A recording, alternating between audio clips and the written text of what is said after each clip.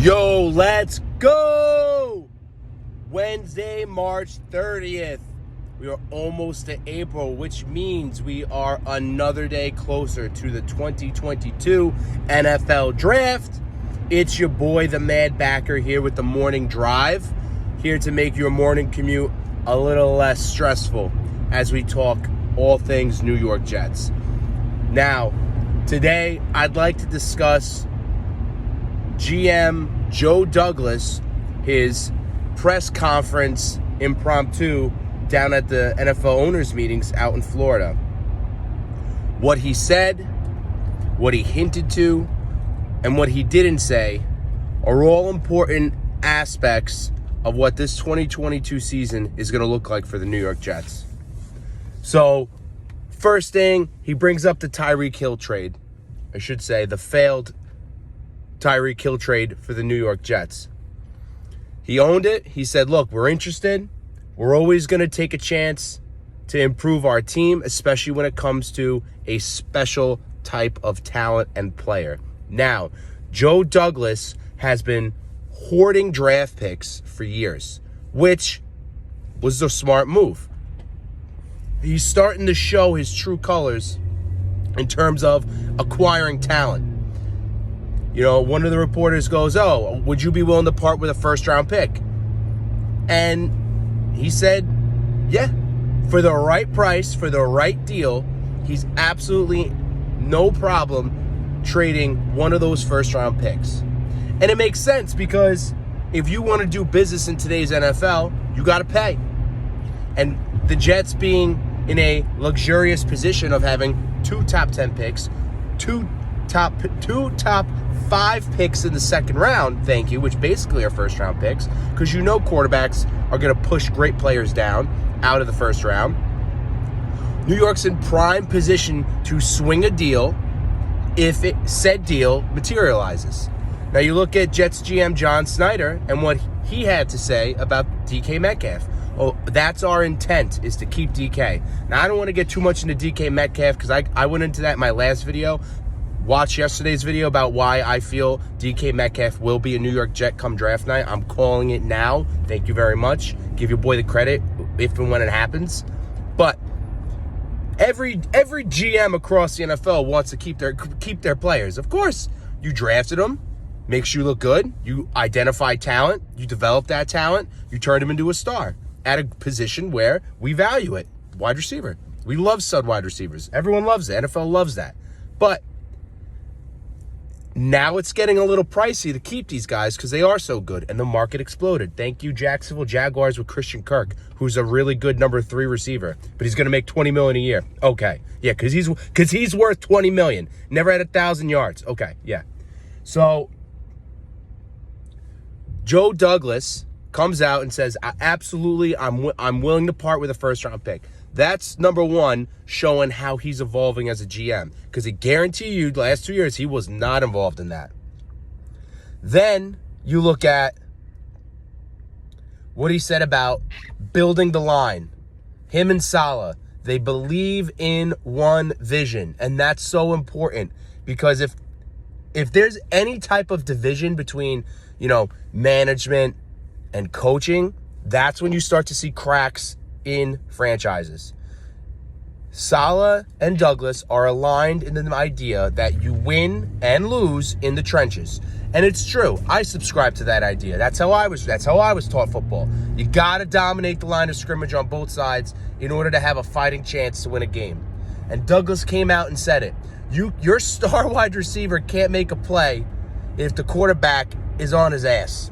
And I love that. And I absolutely love that.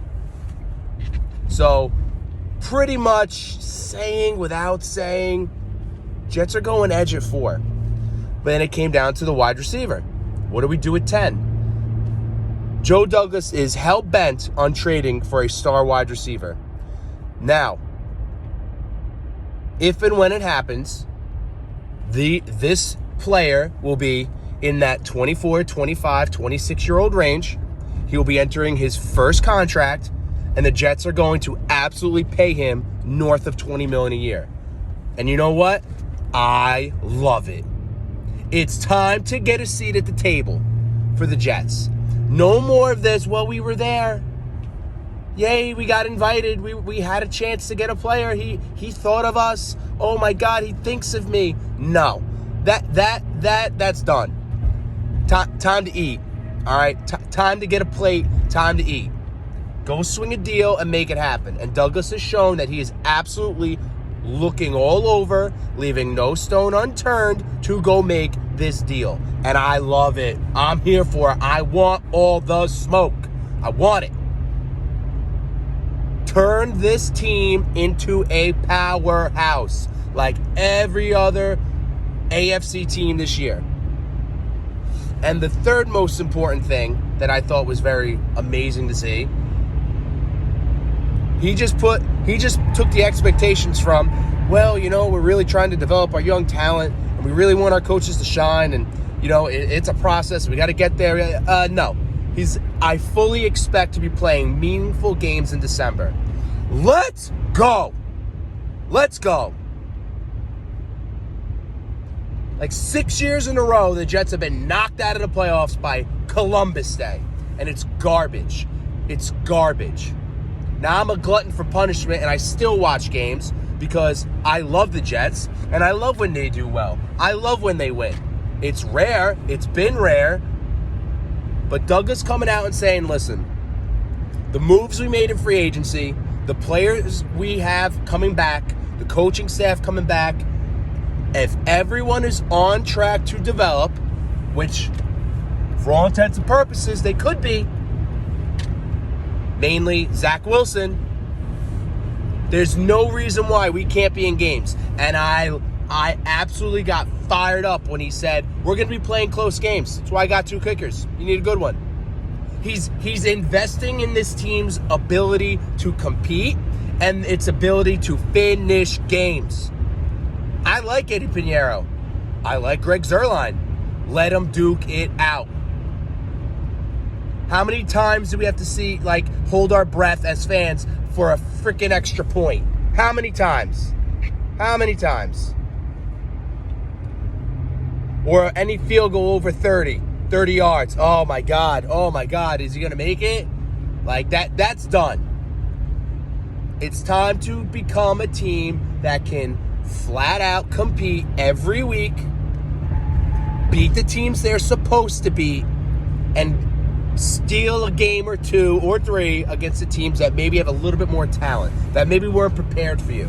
So Douglas coming out yesterday and publicly raising that expectation level, he just put this team on notice.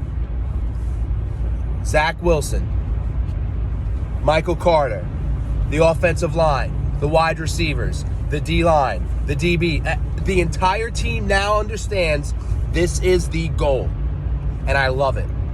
Because that's only going to help raise everybody's level. It's going to raise everybody's game. And when Douglas absolutely knocks this draft out of the park, because he will, I have no doubt in my mind, those rookies are stepping into a foundation that's been laid, okay? Last year was rough, but you know what? First years of true rebuilds, they're rough. Welcome to it, New York Giants. That's what you're going to be doing this year. So as long as everybody is on track to develop, which I 150,000% feel that this team is just ascending, especially Wilson. Look what he did with nothing. He had nothing last year. Bare bones. He's going blow for blow with the Bucs. He's turning nothing into something against the Bills. What?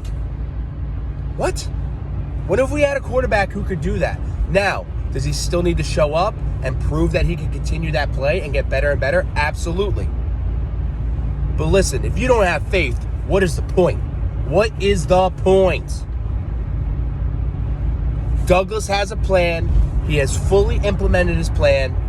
He has a vision. Salah's on board with it. The quarterback is in place. Go make your money. That's it. Go out there and compete. And not just feel good about yourself. Yay, we almost beat Tampa. Nah. Go out there and steal some wins you're not supposed to. We got a loaded schedule. Loaded schedule next year. AFC West, loaded. Take a game or two. AFC North, take a game or two. Steal one from them. All right, guys, I just got to work. I hope your morning commute was just a tad bit easier. Like and subscribe for all quality, honest New York Jets content. I love each and every one of you. Peace and love.